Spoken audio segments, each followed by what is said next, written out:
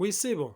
Dans cette partie, vous devez faire attention. Il y en a des adjectifs dans des phrases qu'on peut accorder forcément, mais il y en a d'autres adjectifs qu'on ne peut pas faire l'accord. C'est ça ce que vous voulez dire dans cette partie. Il donne des remarques pour bien faire attention. Le premier point ici, lorsqu'un adjectif qualificatif qualifie plusieurs noms, il se met au pluriel. Par exemple, on a deux noms singuliers. On écrit l'adjectif qui qualifie les deux au pluriel. Vous comprenez? L'exemple, un homme et un enfant beau. Regardez, on écrit beau, c'est un adjectif pluriel.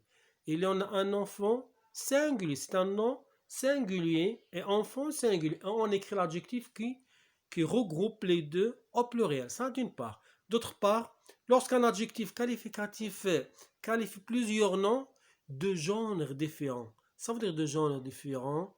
Vous connaissez que le genre, c'est masculin ou bien féminin. Quand on a deux noms, par exemple le premier masculin plus le nom féminin, oui, sont les deux singuliers. Donc on écrit tout le temps l'adjectif au masculin pluriel. C'est le masculin qui est le plus fort. Donc vous devez faire attention à ce point. Le chat et la souris semblent atterrer. Regardez comment on écrit l'adjectif atterrer avec E accent S. Ça, c'est un masculin pluriel.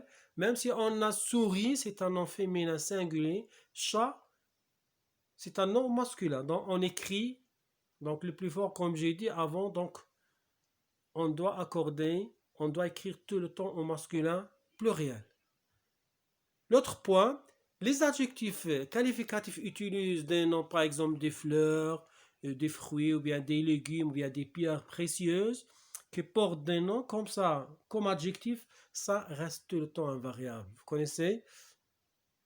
Par exemple, il y en a orange, on peut trouver adjectif comme vous voyez, marron, kaki, olive, etc. Donc, nous portons des robes orange. Ça, c'est vient du nom, fruit.